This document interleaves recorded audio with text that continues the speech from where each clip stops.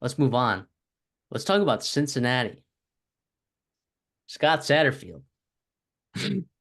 Let's go Man, time. it's seriously, it's go time.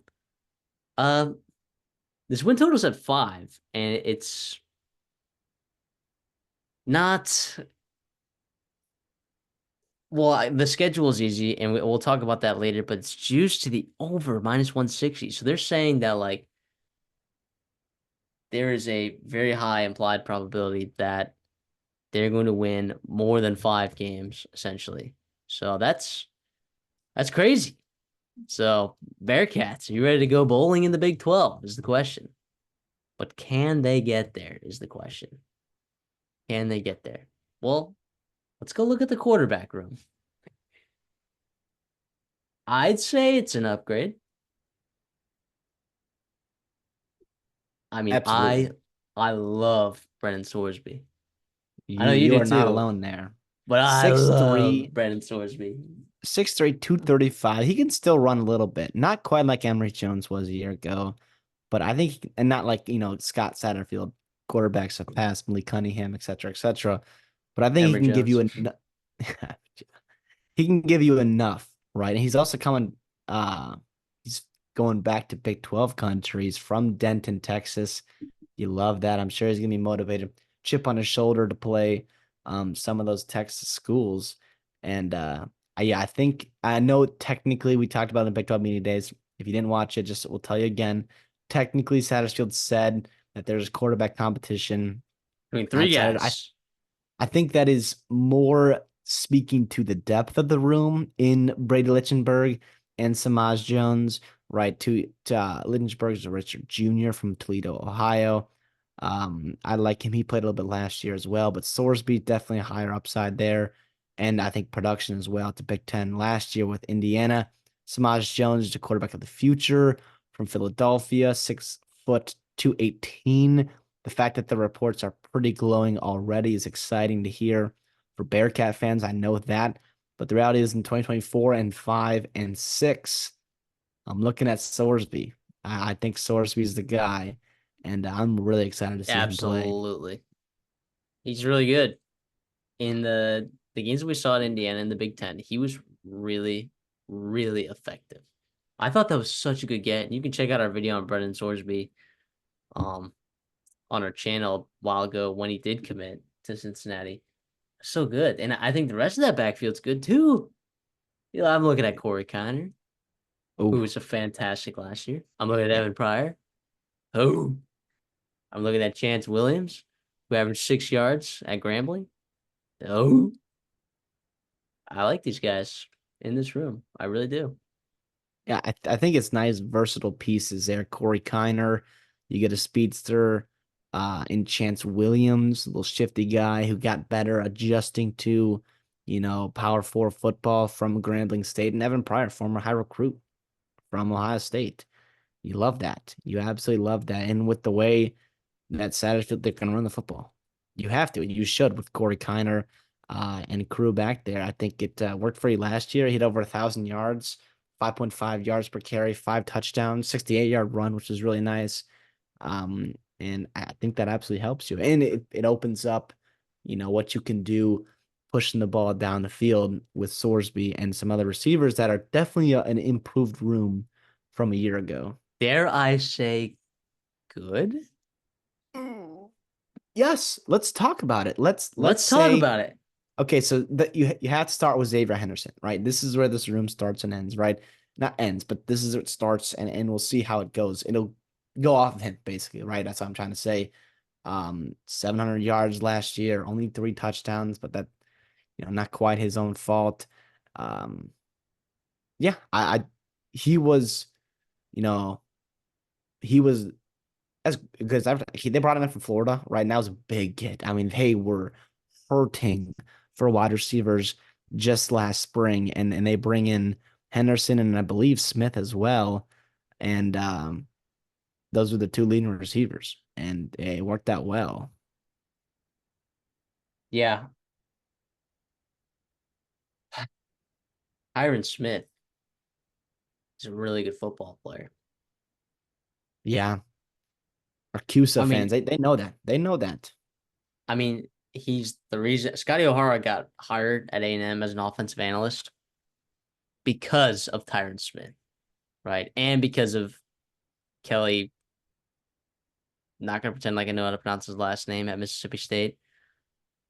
But Tyron Smith was phenomenal in 2022. Phenomenal. Smaller guy. Okay. Mhm. Wicked speed, really good hands, separates well. Okay. He went in the transfer portal, goes to Texas A&M. Then he's like, nah, cut it. Kind of got something over here with Gavin Hardison and co. Only it's a year two, you're too late. I would love to see him in a Scotty Walden offense there at Yeah. UTEP. I really would. But Tyron Smith was a fantastic get for Cincinnati. So anyone who doesn't think so is not correct. Yeah, he's a really nice piece to add in that room with Smith returning, with Henderson returning. Even Evan Prater, they were so bad last year, wide receiver wise, depth wise, right? When they first got there, they moved Evan Prater, quarterback, into that wide receiver room. And you also bring in a guy like Tony Johnson from FAU, Yeah. right? You got Jamoy Mays from UAB, a couple freshmen coming in, Takari Anderson, Kale Woodburn. Uh, the room looking significantly, more confident, I think, and explosive than it was a year ago. Let me please talk about this offensive line. You go for it. Uh we get a everyone back alert. Everyone's back. That's kind of wild. How often do you see that in college football, right? And let me ask you this: how big a deal does that do for you, right? How Well, it's important is massive. that? It's so massive. Not only because it's the same system, Brad Glenn's second year there as the offense coordinator. It's so important also too because for those running backs, like that chemistry that you're gonna have running through holes, like Mhm. you don't understand like that there is sort of like a chemistry that goes on there. Now, good blocking is good blocking, right? Yeah, But there is some degree of comfortability that Corey Kiner's going to have running behind those guys, which he did a fantastic job of doing last year, by the way, not to mention. But Luke Condra is one of the best guards in college football. He's phenomenal. I do uh, we'll see if those tackles, take another step in the right direction. But I am of the opinion that this offense for Cincinnati will not rank 109th in points per game, that it will not rank 120th in red zone scoring, that it will not rank 106th in second half points per game, aka, coaching stuff, that they're not going to have a 40% percentage on fourth down. I am of the belief that this offense is going to improve drastically this year. You're going to see and day, a night and day flip.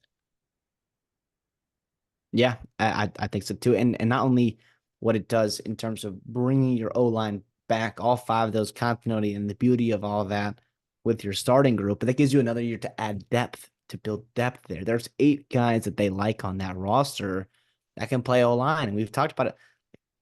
They need that, and that's not something they had last year. And we'll see how Buford does. You mentioned the tackles, and Williams as well, but if they don't like it, they sprain an ankle, they don't play well, whatnot, you don't like a matchup, you can throw in some other guys and see what works in a pinch. And that's just amazing to go through the greatest schedule that is the Big 12 and kind of be able to fly with the bullets. That is.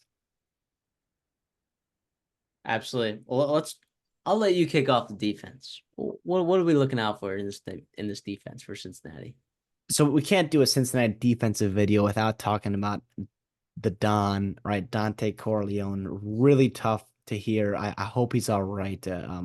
Obviously, pretty serious medical news. Understand he's battling some blood clots and whatnot, and hope he's all right. Not only much bigger than football. I know Cincinnati would love to have him on the roster for this year, but I hope he's doing all right in his medical endeavors. Let me Um, comment on that real quick. Like there, with that, people are going to point to Sam Hartman and be like, "Oh, but he came back, right?" There's with blood clots, and depending on where they are, right? That is a big deal.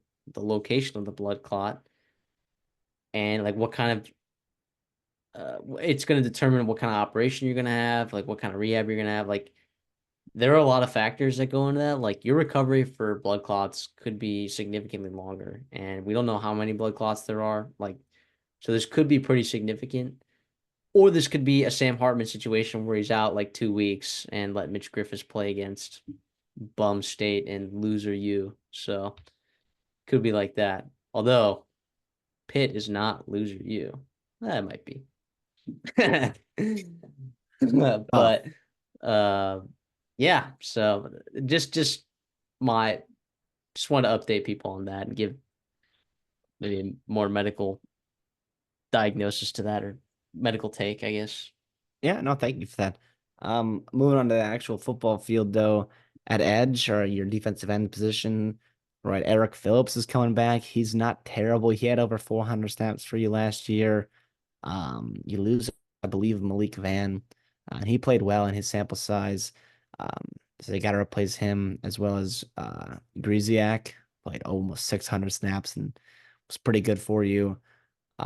But yeah, you got Eric Phillips there. We'll see how Rob Jackson, a couple other guys there, a couple transfers, I believe. Darren Varner from Temple and Wisconsin, Micah Coleman from Eastern Michigan. Maybe some smaller school guys. You see how they translate. And maybe they're just nice depth pieces for you there. Um, but yeah, and then interiorly, obviously Dante Corleone is brutal. They lost there, but Jalen Hunt comes back, which is nice. Now he's not Dante Corleone, he won't be, but it's still a fine piece to add there, especially in that run defense position. But behind them, they're kind of thin though. At least I think, and you're relying on a guy like Cameron Rutherford or elsewhere Yeah. to be in your interior defensive line rotation. Now they run that Yeah, 3-3-5, so they only have one on the field, I believe, right? but it needs to be a good one. Like Yeah. in the Big 12, like we've talked about this, right? In the 3-3-5, it's a cyclical league, right? I mean, you bring in the Iowa State, the Matt Campbell, the that 3-3-5 that was so effective for a number of years in the peak of that uh beer and shoot offense, right? Where you just had it was so effective and the 3-3-5 was just a way to kind of counter that. And now teams looking at like, oh, there's only six in the box. Mhm. So my name's RJ Harvey, or my name's Gus Malzahn. I'm gonna hand the ball off to RJ Harvey. My name's Mike Gundy. I'm gonna hand the ball off to Ollie Gordon. My name is Joey McGuire. I'm gonna hand the ball off to Taj Brooks. Like the uh, Samuaba, or did I say that right? Samabu or whatever. Yeah, yeah, same album. Yep. DJ Giddens. Um, I look at Dallin Cam Hayden. Cook, I look at Houston, yep, or Cam Cam Cook, Cook. TCU. Cam Cook. I look at. I mean, there's just so many running backs in the big. Devin Neal. What am I Uh, talking about here? So many good running backs, right, in the oh, Big the 12. the West Virginia buddies. Yeah, Jaheim White and CJ Donaldson. I mean, there's just so many. So that is the part about Cincinnati that I am concerned about. If Dante Corleone does not come back. No, that's not crazy at all. And you also lose some of the pieces there. Deshaun Pace goes. Now he was playing more third level defender, but he obviously, did Hmm. his best in the run defense there. Trying to help out the defensive linemen is that linebacker position. And you bring back Jack Dingle, who I like. I do like him. And Jonathan Thompson, right, as well. He's uh had a nice season last year as a younger kid, getting kind of thrown in. He did some nice things. You bring in Jared Bartlett, who can do some fun things for you off the edge or blitzing from that second level. Jake Golday, right, is a fast and physical player himself. And so you're just kind of figuring out which these pieces work into each other. Um, but Dingle's pretty damn good. And you've got some other nice pieces. Now, is it a a full room? Is it a deep room? I don't know. You're actually adding Brady Dragish, former quarterback turned linebacker. Shows you the versatility he has and the size he has. Holy cow. But he's obviously a couple years away from contributing, or at least feel comfortable contributing for this team. So, um, unlike offensively, where you had a bunch of depth, I thought in a lot of places, you know, looking at the front seven there, and I don't quite see the depth. Do you? No, I don't. I mean, this was a team that was 129th in allowing yards per play. They were 129th in passing yards per completion. They didn't get to the quarterback. They didn't force turnovers last year. Opponents ran the ball 5.5 yards per carry. That was with Dante Corleone. Yeah. Okay. That was 128th in college football. I this defense, it was bad, and I don't think it's gonna get better. You have some shakeup in that defensive coordinator room for sure, but when I look at the defensive line, like you need Corleone. You need it. I mean, you're looking at their returning production on defense, right? They're a bottom 50 team in the country in returning production if you include Dante Corleone in that. And if you assume he's not playing, right? You need him so badly. And that's secondary, and we'll talk about it. I'm gonna say there's a lot of pieces, but they very much went into the transfer portal because they knew they needed to, because there had to be something done. Because like if you get a couple guys in the portal in your defensive back room that are like, all right, yeah, this is a hole, boom, uh we're just gonna plug it with some really good guys. Awesome. And do I think that Cincinnati got a couple decent guys in the portal in the secondary? Yeah, I do think they got maybe a couple decent guys, but they got so many in the portal. That makes me believe that they're not confident with that position and they're hoping that something sticks. I typically I do agree with you absolutely. I do think in this case they got I don't want to say lucky, but I think they feel good about what they added, and I think Like they're Derek pretty Canteen. fortunate. Oh yeah, I think Canteen, he Derek can play Canteen is very safety, he good. can play corner for you. He's probably going to be that leader of that defensive secondary, playing boundary safety for them, which is nice. Pairing up with a guy like Kai Stokes from Ohio State, former high recruit there as well. He's a young kid, but they like what they have so far. Pairing with a guy like Canteen, I think it's really nice. That give and take there. Canteen's a guy that's been there, done that. Obviously, Stokes is a guy that's a little bit more a green for that defense. And then Josh Minkins coming over from Louisville, where Scott Satterfield was a couple years ago. There's that connection there as a depth piece in your safety room.